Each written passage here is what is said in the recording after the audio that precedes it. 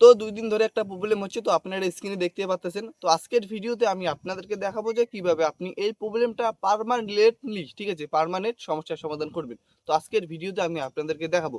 তো এই প্রবলেমটা যে কোনো কারণে হতে পারে, ঠিক আছে? তো আপনার যে কোনো কারণেই হোক না কেন, তো আজকের ভিডিওতে আমি আপনাদেরকে দেখাবো যে কিভাবে আপনি এই প্রবলেমটির সমস্যার সমাধান করবেন।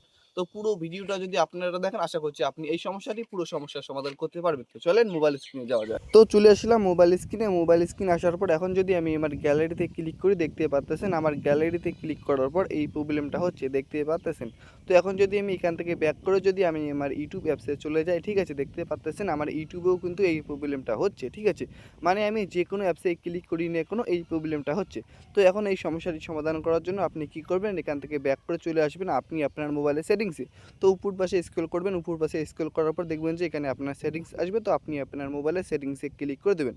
তারপর উপরে এখানে সার্চ বারে ক্লিক করবেন ডিফল্ট হোম অ্যাপ, ঠিক আছে, ডিফল্ট হোম অ্যাপ ক্লিক করে দেবেন, ঠিক আছে। আমি মোবাইল স্ক্রিনের নামটি দিয়ে দেবো, ঠিক আছে। তো সার্চ করে দেওয়ার পর আপনারা এই ডিফল্ট হোম অ্যাপে আপনারা ক্লিক করে দেবেন। তো এখানে আপনারা খুঁজে বার করবেন, ঠিক আছে। তো এখান থেকে আমি ডিফল্ট হোম অ্যাপে ক্লিক করে দিচ্ছি। তো আপনারাও এখান থেকে ডিফল্ট হোম অ্যাপে ক্লিক করে দেবেন। তারপর আপনাদের এরকম একটি ইন্টারফেস চলে আসবে।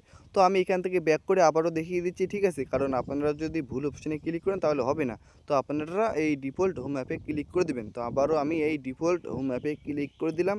তো ডিফল্ট হোম অ্যাপে ক্লিক করে দেওয়ার পর আপনাদের এরকম একটি ইন্টারফেস চলে আসবে। তারপর আপনারা কী করবেন, এখান থেকে নিচের যে অপশানটি আছে, নিচের অপশানে টিকমার দিয়ে দেবেন। নিচের অপশানে টিকমার দিয়ে দেওয়ার পর আপনার এখান থেকে পুরো এইভাবে ব্যাক করে নিয়ে চলে আসবে এবং আপনাদের এই প্রবলেমটা এখন সমস্যার সমাধান হয়ে গিয়েছে পার্মানেন্ট, ঠিক আছে।